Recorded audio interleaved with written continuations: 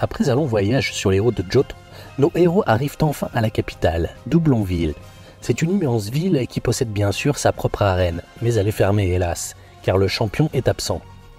C'est au centre commercial que Sacha fait la rencontre de Blanche, la championne de l'arène de Doublonville. Sacha lui lance un défi. C'est un match 3 contre 3 qui commence.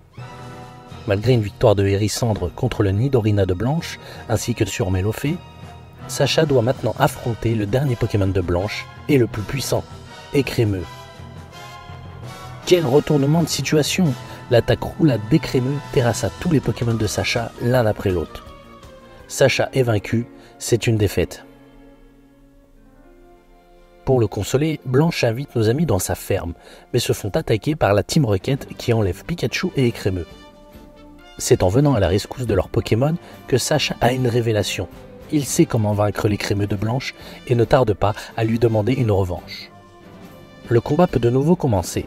Sacha exécute la méthode qu'il a appris pendant l'attaque de la Team Rocket. Et sa méthode est payante, car contre toute attente, l'attaque roulade n'est plus efficace.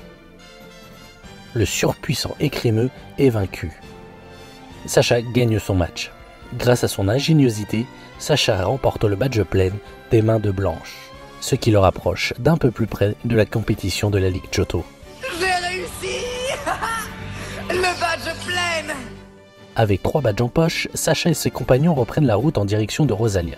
Mais sur le chemin, ils font une halte au parc naturel où se tient un concours de capture de Pokémon insectes. L'occasion est trop belle pour Sacha. Dans la foule, ils aperçoivent Cathy, la jeune dresseuse et supportrice des Electek, dont ils ont fait la rencontre au début de leur voyage. Cathy participe elle aussi au concours. Durant l'épreuve, Cathy capture un Aspico sous le nez de Sacha, mais ce dernier lui capture un Dardarnian. Au moment de dire au revoir à Cathy, Sacha lui offre le Dardarnian. Cathy est ravie car elle adore les Pokémon rayés de noir et de jaune, tout comme les Electek. En remerciant Sacha, elle souhaite à nos héros une bonne chance dans leur bon voyage. Le voyage continue, mais sous une forte pluie malheureusement. Nos amis se réfugient à l'abri dans un château hanté. Après une nouvelle attaque de la Team Rocket, le Nosferapti de Pierre, qu'il avait capturé au Mont Sélénité à Kanto, évolue en Nosferalto. Plusieurs jours ont passé.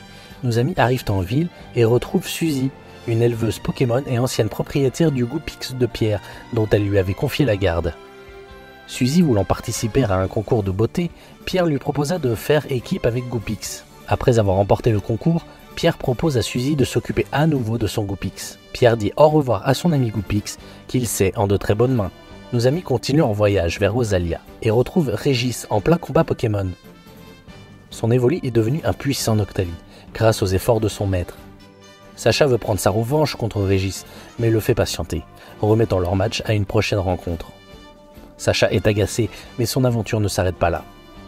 Leur voyage va réserver bien des surprises à nos héros. Les voici enfin à Rosalia, et c'est à l'intérieur de la tour cendrée qu'ils font la rencontre de Mortimer, le champion local et spécialiste des Pokémon Spectre. Après que Mortimer ait raconté la tragique histoire de la tour cendrée, ainsi que des 3 Pokémon qui ont péri dans l'incendie, c'est le moment pour Sacha de tenter de remporter un nouveau badge. Contre les Pokémon Spectre de Mortimer, le choix le plus judicieux pour Sacha est Noirfang et sa clairvoyance. Grâce à cette dernière, Pikachu prend la relève. Malheureusement, son adversaire est plus rapide, puis vient le tour de Hérissandre de rétablir l'équilibre. Il ne leur reste que 2 Pokémon chacun. Contre le Spectrum de Mortimer, Sacha envoie de nouveau Noirfang qui terrasse son adversaire d'un puissant choc mental. Mortimer envoie son dernier Pokémon Ectoplasma, mais Noirfang vient à bout de ce dernier, offrant ainsi la victoire à son dresseur. Sacha est ravi et reçoit donc des mains de Mortimer son 4e badge, le badge Brume. Merci beaucoup, Mortimer. Sur leur chemin menant à Oliville, nos 3 dresseurs retrouvent un ami commun, Todd, le chasseur d'images, qu'ils avaient rencontré à Kanto. Todd est actuellement à la recherche du Pokémon légendaire Articodin, dans le but de le prendre en photo. Articodin est bien aux alentours, car Todd l'aperçoit enfin, mais malheureusement impossible pour lui de le prendre en photo. En poursuivant leur recherche dans un blizzard glacial, nos aventuriers rencontrent enfin Articodin. Mais la Team Rocket, qui suivait nos héros depuis le début, en profite pour attaquer l'oiseau légendaire. Sacha et Todd mettent tout en œuvre pour venir en aide à Articoudin, tout en envoyant la Team Rocket vers d'autres cieux. Grâce à cette preuve de confiance, Todd peut enfin réaliser sa photo tant convoitée. Articoudin, c'est toi le meilleur. Après toute cette aventure, nos héros et Todd se séparent de nouveau, en se promettant de se revoir le plus tôt possible. Nous revoilà sur le chemin d'Oliveville, où le 5e badge de Sacha attend notre jeune dresseur. Mais avant, Sacha arrive dans un petit village où un tournoi de Pokémon Sumo a lieu. C'est un tournoi faisant appel aux Pokémon poids lourds et doivent utiliser seulement leur force physique. Sacha remporte ce tournoi grâce à son réflexe. En récompense, Sacha obtient une roche royale et un an de nourriture que Ronflex engloutit immédiatement. Sacha, Ondine et Pierre sont de retour sur les routes. Ils font la connaissance d'une jeune archéologue à la recherche d'un temple renfermant un masque et un sceptre capable de contrôler tous les Pokémon. La Team Rocket bien sûr prend les devants et s'empare des reliques. Pierre envoie Nosferalto qui, sous les encouragements de Pierre, évolue en Nostanfer. Grâce à sa rapidité, Nostanfer parvient à empêcher la Team Rocket de s'enfuir. Les reliques sont maintenant entre de bonnes mains. Sacha, Ondine et Pierre repartent en direction d'Oliveville. Après que son Nosferalto ait évolué en Nostanfer, Pierre va rencontrer une jeune fille qui, pour une fois, tombe amoureuse de lui. Bizarrement, Pierre est insensible au charme de la jeune fille. Ce garçon est décidément incompréhensible. Dis donc, tu les imagines mariés? Un jour, toi et moi, nous nous marierons aussi. Quelques jours plus tard, la Team Rocket s'empare de Germignon. Il évolue en Macronium et arrive à s'échapper des 3 bandits en les envoyant vers d'autres cieux. Après des jours de voyage, le paysage désertique fait place au plus profond de l'océan. Car voici enfin Oliveville, où le 5e badge de Sacha pourra l'inscrire pour la compétition de la Ligue Johto. C'est à l'arène d'Oliveville que nos amis font la connaissance de Jasmine, la championne de la ville, ainsi que de son élève Janina. Malheureusement pour Sacha, Jasmine n'a pas le temps de le défier, car son Faramp est malade. Jasmine confie la tâche d'aller jusqu'à Irisia afin de rapporter un médicament.